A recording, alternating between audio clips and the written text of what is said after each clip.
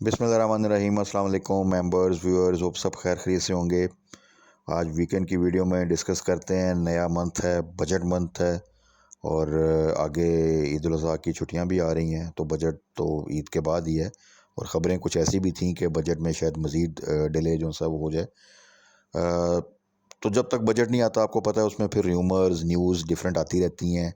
Taxation के वाले से, कोई रिलीफ के वाले से, उसके ऊपर फिर सेक्टर बेस्ड और स्टॉक्स बेस्ड रैलीज थोड़ी सी बन जाती हैं, मूवमेंट बन जाती है। लेकिन एक्चुअल जो बजट अनाउंस होता है उसके बाद फिर एक इमीडिएट रैली बनती है, यहाँ प्रेशर आता है और एक लॉन्ग टर्म जो सा कुछ सेक्टर्स कुछ स्टॉक्स जो से हैं उनमें फिर हम एप्रिसिएशन देखते हैं प्राइस वाइज, उनकी रिजल्ट्स में इम्प्रूवमेंट देखते हैं, या कुछ सेक्टर जो हैं थोड़े से वो प्रेशर में रहते हैं। But at the same time कुछ स्टॉक्स पिछले पूरे अरसे में जो कि साइड आइटम होते हैं, लो वॉल्यूम स्टॉक्स होते हैं, मैं हमेशा उनको कुछ स्टॉक्स को हमेशा जो सा सजेस्ट करता हूँ। और अगर आप देखें, हम जितने भी स्टॉक डिस्कस करते हैं उसमें कुछ ब्लू चिप्स हैं, उसमें कुछ छोटे स्टॉक्स हैं, छोटी वैल्यू के stocks, but not penny stocks, और कुछ साइड आइटम हैं जो कि काफ़ी डल होती हैं और बिल्कुल बॉटम आउट प्राइस पे आई हुई हैं किसी भी वजह से। सम टाइम उनके रिजल्ट्स ठीक नहीं होते, लेकिन पता है कि आगे जाके ठीक हो जाएंगे। किसी न्यूज़ की वजह से वो नीचे आए थे या वैसे करेक्शन आ जाते हैं, उनका प्राइस साइकिल ऐसा होता है ओवर द ईयर जब कि अपनी वो लो के पास होते हैं। तो हमेशा मैं कुछ साइड आइटम ज़रूर डिस्कस करता हूँ और उसमें मैं बार बार यही बताता हूँ कि आपने इसको लेना है और वेट करना पड़ेगा पेशेंस के साथ। और आप इस चीज़ को मानेंगे कि मैं हमेशा तब बताता हूँ जब उसको कोई वॉच नहीं कर रहा होता, कहीं पे उसका जिक्र नहीं हो रहा होता, बिल्कुल डल आइटम होता है। और आपने ओवर द ईयर्स ये भी देखा होगा कि वो आइटम अल्हम्दुलिल्लाह अल्लाह के फजल से जिस प्राइस पे हम उसको टारगेट करते हैं उससे डबल तो कम से कम जाता है, 3 गुना भी गए हैं, 4 गुना भी गए हैं। रिसेंटली भी हमने कुछ स्टॉक्स को, कुछ को काफ़ी अरसे से किया हुआ था, कुछ को दोबारा टारगेट किया, और उसमें हम सब ने देखा है कि कितनी ज़बरदस्त रैली बनी है और अपनी प्राइस से वो तकरीबन डबल से भी ज़्यादा जो सा हो चुका है विद इन अ मंथ।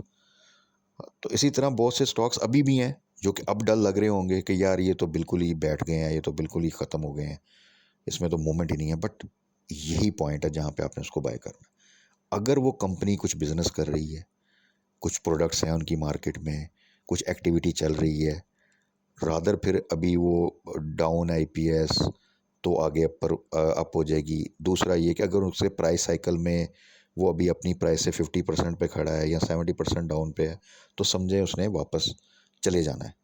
अगर आप उसके 5-6 साल का डाटा निकाल रहे हैं और वो हर दफ़ा एक रैली बनाता है और फिर डिप लेता है, तो वो दोबारा भी रैली बना लेगा। तो इसलिए इस तरह के स्टॉक्स को जब आप लेके चलेंगे कुछ टारगेट करके, सारी इन्वेस्टमेंट नहीं, एक पोर्शन इस तरह के स्टॉक्स पे लगाएंगे, तो आपको बड़ा ज़बरदस्त प्रॉफिट होगा और आपको फिर मज़ा भी आएगा।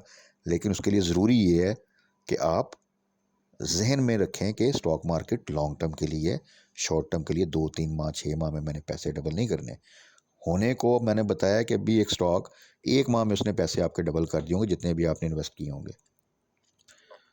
बात कर रहा हूँ मैं अटसूका की। इवन खैबर टबैको भी देखें तो वो 260 पे था 2 माह पहले, और अभी 400 लगा के वापस आया। तो आप देख लें वो भी कहाँ पे, और उसने अभी आगे उम्मीद है कि मज़ीद जो सा ना हो जाएगा। GCIL जो सा है वो आपका 20 से नीचे आया था, 100 के 12 पे जाके फिर 20 से ऊपर चला गया। परसेंटेज वाइज देखें चीज़ें जो सा वो कितने परसेंटेज बनती है। तो बहुत से स्टॉक्स हैं इस तरह के जो कि आपको अच्छा प्रॉफिट दे देते हैं। बट बात फिर वही है कि आपने अपने माइंड में लॉन्ग टर्म लेके चलना है। अगर आप लॉन्ग टर्म माइंड के साथ नहीं चलते तो फिर आप में पेशेंस नहीं होती। मैंने बताया कि प्रॉफिट आपको 1 माह में भी हो सकता है, 2 माह में भी हो सकता है, जो आपने सोचा था एक्चुअल। लेकिन जब माइंड में आपको होगा ना कि नहीं यार मैं खेलूंगा लंबा, तो जारी बात है, जब आपको अगर कोई स्टॉक 50-70-80% प्रॉफिट दे रहा है तो आप उसमें प्रॉफिट टेकिंग ऑटोमेटिकली कर लेंगे, वो चाहे 1 माह में दे, 2 माह में दे। लेकिन जब आपका जहन ही 1-2 माह का होगा, तो सर फिर हो सकता है वो स्टॉक आपको तीसरे चौथे पाँचवें छठे माह आपको बेहतरीन प्रॉफिट देना हो, लेकिन आप दूसरे माह ही बेच के निकल जाएंगे कि नहीं यार ये तो बहुत स्लो स्टॉक है। तो इसलिए लॉन्ग टर्म थिंकिंग के साथ चलना और शॉर्ट टर्म थिंकिंग के साथ चलना, ये एक मेजर फैक्टर है जो आपको स्टॉक मार्केट में कामयाब करवाता है या नाकाम करवाता है। तो बहरहाल एनीवेज़ नया स्टॉक देख लेते हैं कि कौन सा है जिसको टारगेट करना है लॉन्ग टर्म के लिए, किसको शॉर्ट टर्म के लिए।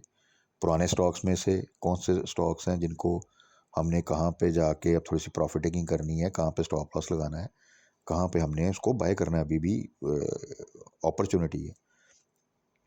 तो फ्राइडे की मार्केट क्लोजिंग देख लेते हैं। बेसिकली आप देख लें मंथ क्लोज भी हुआ, और इस मंथ में तो आपको पता है कि एक सूरत हाल थी, मार्केट ने फर्स्ट टाइम काफ़ी बड़ा डिप लिया और उसके बाद मार्केट ने उतना ही बड़ा रिकवर किया, और माशाल्लाह ना सिर्फ रिकवर किया बल्कि नया हाई लगाया, और मार्केट बड़े हाई नोट पे जौन सा है वो क्लोज कर रही है। तो फ्राइडे की जो क्लोजिंग आई है वो 719 पॉइंट्स के साथ 1,19,691 के ऊपर। और अगर आप मंथली उसका देखें तो उसने जो स्टार्ट किया था वो जिन लेवल्स पे किया था वो तकरीबन 1,14,000 के करीब जो सा ना उसने स्टार्ट किया था।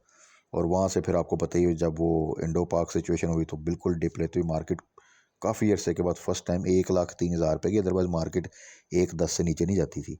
बट उसके बाद जो मार्केट ने फिर रिकवरी दी है तो ना सिर्फ वो 1,14,000 रिकवर किया बल्कि मार्केट ने तकरीबन 1,20 को टच किया। और वहाँ पे अभी भी देख लें तो तकरीबन 1,20 के पास ही आप समझ लें तो मार्केट खड़ी है। अब उसमें देखें जो कंट्रीब्यूटर थे फ्राइडे की मार्केट में, अगर आप टॉप वॉल्यूम लीडर देखें ना, मैंने इस वक्त वो उसको मेंशन नहीं किया, तो उसमें क्योंकि वर्ल्ड कॉल सिनर्जी, ये आपके छोटे स्टॉक्स जो से हैं, PRL है, PTC है, FFL है, SSGC है, तो अगर उसमें टॉप 10 देखें ना तो उसमें से ज़्यादातर आपको नेगेटिव नज़र आएंगे, रेड नज़र आएंगे, उनकी क्लोजिंग नेगेटिव आई है। 2-3 स्टॉक है जिन्होंने पॉजिटिव क्लोजिंग दी है, लेकिन मार्केट ने देखें तो तकरीबन 750 पॉइंट पॉजिटिव क्लोजिंग दी है। तो क्योंकि उसमें कंट्रीब्यूटर आपके देख लें तो FFC तकरीबन आप कह लें कि 232 पॉइंट तो सिर्फ इसी के हैं। उसके बाद 200 पॉइंट लगा लें आप मेज़ान बैंक के, तो आप देख रहे हैं 550 पॉइंट तो यही बन जाता है। फिर आपको एंग्रो होल्डिंग है, MCB है, मारी है, लक है, इसके अलावा और स्टॉक्स थे। और जो आपके जिन्होंने नेगेटिवली कंट्रीब्यूट किया उनकी वैल्यू इस तरह नहीं है, वो मतलब सब बिलो 50 हैं, मतलब उनके पॉइंट्स जो कंट्रीब्यूशन है। PPL ने नेगेटिव क्लोजिंग दी, POL ने नेगेटिव क्लोजिंग दी, UBIL ने नेगेटिव क्लोजिंग दी, बट उनकी जो कंट्रीब्यूशन है टुवर्ड्स नेगेटिव वो 42 पॉइंट, 32 पॉइंट, 20 पॉइंट, 25 पॉइंट इस तरह। तो मार्केट ने ओवरऑल जो सा ना वो एक अच्छी क्लोजिंग दी। अब देखें बजट आगे आना है, और कुछ हमें थोड़ी सी इंडिकेशन होती हैं कि देखें IT सेक्टर को समहाउ बूस्ट करना है उन्होंने, क्योंकि फ्यूचर में IT सेक्टर की एक्सपोर्ट को इंक्रीज़ करना है, तो उसको थोड़ा सा मैनेज करेंगे। अगर बहुत अच्छा रिलीफ ना भी दिया तो समहाउ कोई एडवर्स सिचुएशन नहीं होगी।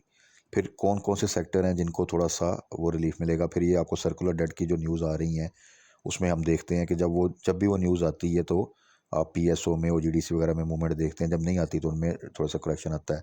रिफाइनरी के हवाले से न्यूज़ आती है जब भी, तो हम रिफाइनरीज में बड़ी अच्छी रैली देखते हैं। जब वो फिर डिले होता है तो फिर वो डाउन साइड पे जो सा वो चला जाता है। तो ये चीज़ें साथ साथ चलती रहती हैं, और वो आप ये देखें कि वो अपॉर्चुनिटी भी क्रिएट करती हैं आपके लिए। वो ऐसा नहीं है कि जब डिप आता है तो क्योंकि स्टॉक्स ठीक है, एक न्यूज़ आती है, वो डिप आता है, उसके बाद दोबारा से वो बाउंस बैक कर जाते हैं। तो अच्छा स्टॉक हमेशा जब डिप लेता है तो आपके लिए अपॉर्चुनिटी क्रिएट करता है, उसमें पैनिक की ऐसी कोई बात नहीं होती। तो अब ज़रा क्विकली देखें कि हमारे जो टेक के स्टॉक्स हैं वो कहाँ पे खड़े हैं, तो ताकि उनके अकॉर्डिंगली हम कि कौन से स्टॉक में कहाँ पे हमने जो सा वो बाय करना है, और कहाँ पे हमने जो सा ना वो प्रॉफिट टेकिंग करनी है। तो उसमें देखें छोटे स्टॉक से शुरू कर लेते हैं। सिमेट्री जो सा है वो इस वक्त 15 से नीचे है। तो ओवरऑल अगर ये देखें तो 14 के आसपास जो प्राइस है इसकी काफ़ी सिक्योर है। अभी उसमें कोई इस तरह की बड़ी मूवमेंट नहीं बन रही, बट 18 to 20 का टारगेट आप लेके चल सकते हैं। यहाँ तक वो इंशाल्लाह दोबारा जाएगा तो उस लिहाज से आप अपनी इन्वेस्टमेंट कर सकते हैं। TRG फिर वही कहूँगा 60 के आसपास बेहतरीन बाय है। 70 से ऊपर प्रॉफिट टेकिंग है फ़िलहाल, या स्टॉप लॉस है। लॉन्ग टर्म में इसमें गेम बनेगी दोबारा, थोड़ा टाइम लगेगा, तो इंशाल्लाह दोबारा इसमें एक अच्छी रैली हम एक्सपेक्ट कर सकते हैं। अच्छा जी, एवियन जॉन सा वो 50 से नीचे है, बेहतरीन बाय है। रिज़ल्ट भी ठीक है, बुरे नहीं है। लास्ट अपने इसने अनाउंसमेंट में इस दफ़ा पे आउट नहीं दिया, बट किसी टाइम दे सकता है। और प्राइस जो से 50 से नीचे बहुत अच्छी है, यहाँ पे आप बाय करेंगे तो रिस्क आपका मिनिमम है।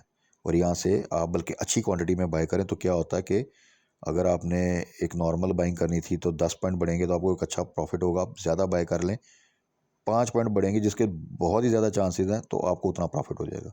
सो जितना अच्छा स्टॉक जितनी लो वैल्यू पे है उसको ज़्यादा बाय करें, ताकि थोड़ा सा ऊपर जाए तो आप साथ साथ प्रॉफिट टेकिंग करते जाएं। तो AVN is at very good price.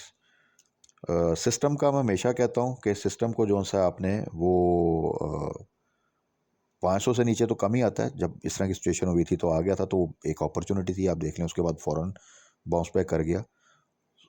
जो प्रेजेंट सिनेरियो है 500 के आसपास कहीं पे भी मिले तो वो बाय करें। टारगेट रखें 600 का, इंशाल्लाह वहाँ पे जाएगा दोबारा जैसा कि पहले गया था। नेट सोल बेहतरीन तो ये है कि 120 से नीचे आए, बेहतरीन प्राइस है, बाय करें।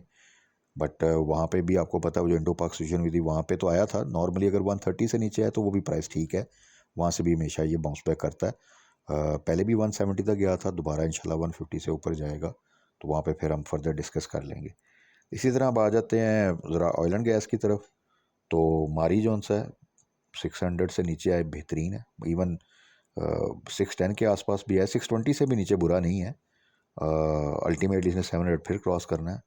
बट अगर आपको किसी वजह से 600 से नीचे मिलता है, पौने 600 पे, 550 पे जिस तरह चला गया था, तो देखें, मैं वही बताया ना कि अच्छे स्टॉक में तो ये अपॉर्चुनिटी है, वो किसी किस्म की पैनिक की ज़रूरत नहीं है। और जिन दोस्तों ने भी उस अपॉर्चुनिटी को वेल किया होगा उन्होंने विद इन नो टाइम एक अच्छा गेन कर लिया। और जिन्होंने खुदा न खास्ता ऊपर बाय करके नीचे पैनिक में आके सेल कर दिया, उन्होंने लॉस बुक कर ली।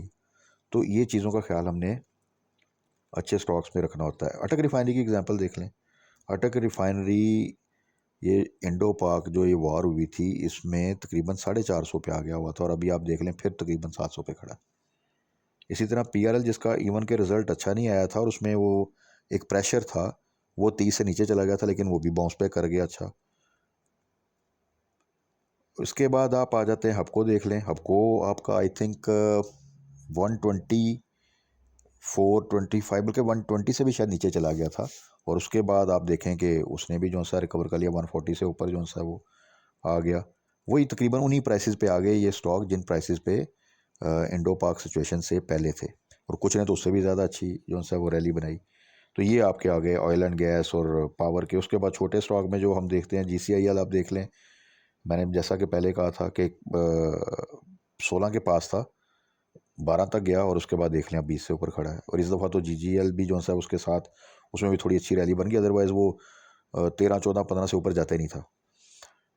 इसी तरह आप देख लें FCL जो सा है, अच्छा स्टॉक है। अच्छा, ये लॉन्ग टर्म का स्टॉक है, ये आप नोट कर लीजिएगा। आप सबको पता है, आप जाके फास्ट केबल की वेबसाइट देखें, उसकी बिजनेसेस देखें, कितनी पुरानी कंपनी है, कितनी स्ट्रॉन्ग कंपनी है, वो सारा कुछ देखें। तो ये प्राइस कुछ भी नहीं है, और ये भी 20 से नीचे चला गया था, तो वो देखें अपॉर्चुनिटी थी, फ़ौरन इसने उस प्राइस को रिकवर किया है।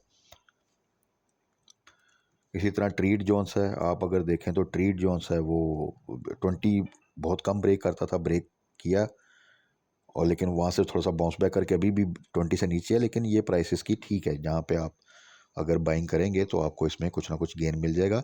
अभी बहुत छोटी जो सा ना मूवमेंट देता है, बहुत थोड़े स्पैन में मूव कर रहा है, लेकिन ओवरऑल इसके रिजल्ट बेहतर हो रहे हैं। मैंने बताया था TBL इस वजह से भी प्रेशर में, क्योंकि TBL की जो होल्डिंग ट्रीट के पास है, वो ट्रीट की अगर आप देखें तो अक्सर वो सेलिंग चल रही होती है। तो TBL in the long run में इंशाल्लाह ताला आप देखेंगे 25-30 की प्राइस पे आएगा, तो उस लिहाज से जो भी प्राइस उसकी देखें तो डबल प्राइस बनती है, पर थोड़ा टाइम लगेगा। अच्छा, इसके बाद कुछ स्टॉक्स साइड आइटम जो मैं आपको पहले भी कहा था, उसमें खैबर टोबैको है जी, जो कि इस वक्त दोबारा से तकरीबन आप कह लें तो 400 के पास आ रहा है, और फ्राइडे को 395 का गेन उसने हाई लगाया, और तकरीबन 390 के करीब क्लोजिंग दी।